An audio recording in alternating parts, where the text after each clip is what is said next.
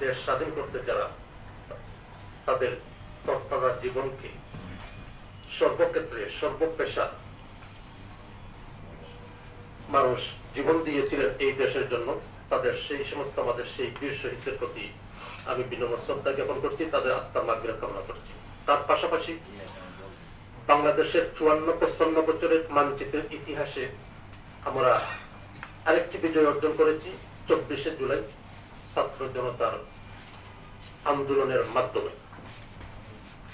আর এই 54 বছর বাংলাদেশের এই ইতিহাসে আমরা যে 3টি স্বৈরাচার বাংলাদেশে পেয়েছিলাম, এই জিনিসটা আমরা অনেকের অজানা।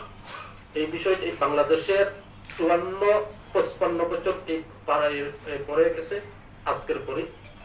এই ইতিহাসের মধ্যে আমরা বাংলাদেশের 3টি স্বৈরাচার পেয়েছি।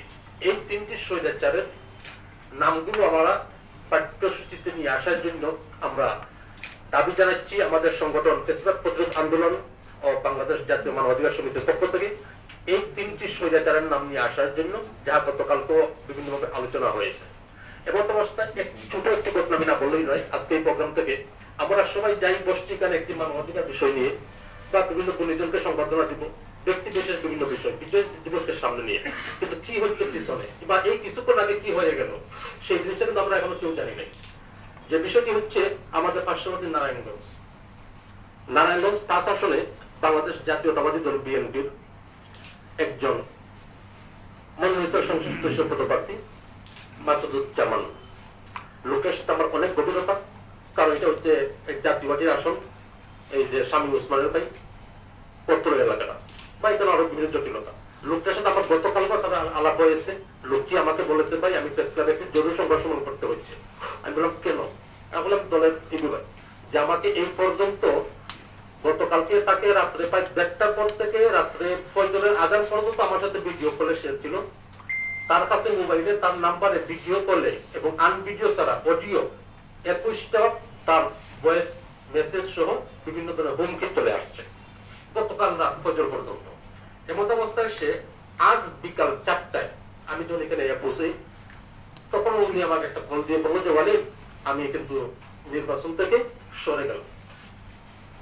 মানে আপনি যখন এই জিনিসটা যদি এখন করেন তাহলে তো সম্পূর্ণ এই দায়ভার আপনি যে কারণে এখন এই নির্বাচন থেকে সরে যাবেন, আপনার উপরে ভিত্তি করে তখন সম্পূর্ণ সারাটা আমাদের নির্বাচনটাই বন্ধ হতে পারে, সম্পূর্ণ দল বিএনপি একটা ক্ষতিগ্রস্ত হতে পারে।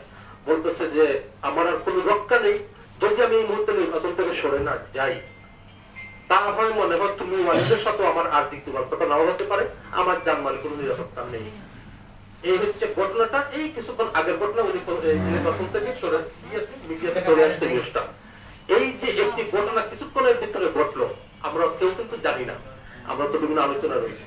তাহলে আমাদের নিরাপত্তা কোথায়?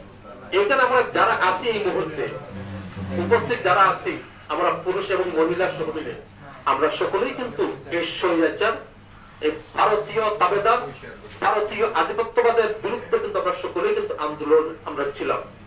এখন আমরা সাধারণ মানুষ, একজন এমপি ক্যান্ডিডেট প্রার্থী, সে তার জানমালের নিরাপত্তা নেই, আজকে রাত যাবে কি যাবে না, সে বাঁচতে পারবে কি পারবে না, আজকে সন্ধ্যার আগে সে নির্বাচন থেকে সরে আসার জন্য সে ঘোষণা দিতে বাধ্য করা হয়েছে তাকে।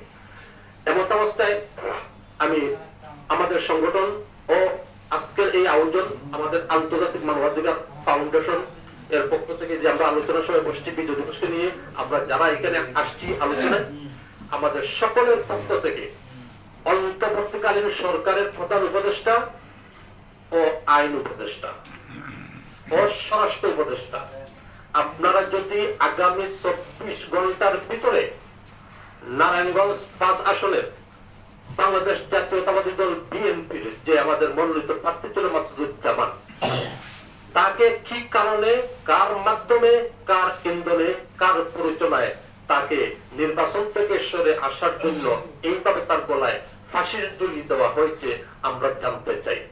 আর না হয় মেরুদণ্ডহীন স্বরাষ্ট্র উপদেষ্টা জাহাঙ্গীর সাহেব স্বৈরাচারের দূষণের সাথে হাত মিলিয়ে কাজ করে যাচ্ছে উপদেষ্টাদের মধ্যে যে কয়েকজন।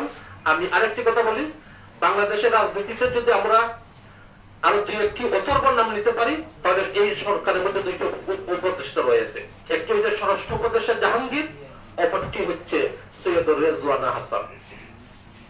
সে রং পাল্টিয়ে জার্সি বদল করছে, আবার তাকে আবার নতুন করে দেওয়া হয়েছে তথ্য মন্ত্রণালয়ের আবার নতুন আরেকটি দায়িত্ব, সম্পূর্ণ ব্যর্থ।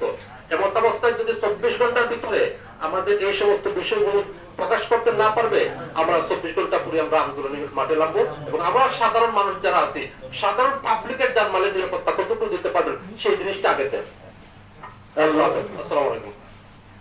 আমরা আজকে আমাদের অলি তালুকদারকে ধন্যবাদ জানাই। আসলে আমরা আমাদের যে বিষয়, আমরা বিষয়ের উপরেই সবাই থাকি। আমাদের আজকে আমরা বিজয় উৎসবে এখানে এসেছি। আমরা এই পর্যায়ে আমাদের বাংলাদেশ সাংস্কৃতিক পরিষদের যিনি প্রতিষ্ঠাতা মহাসচিব, আমাদের পথ চলার একজন অভিভাবককে আমি বলবো, যিনি আমাদেরকে অনেক ভালোবাসেন এবং সবসময় তরুণ থাকে, কিন্তু আমাদের বড় হলেও কখনো বোঝাতে দেন না যে আমাদের বড় বন্ধুর মতোই আচরণ করেন, এমন একটা প্রিয় মানুষ আলিয়াস সাহেব আকন্দ। আমি তাকে কিছু কথা বলার জন্য অনুরোধ করছি।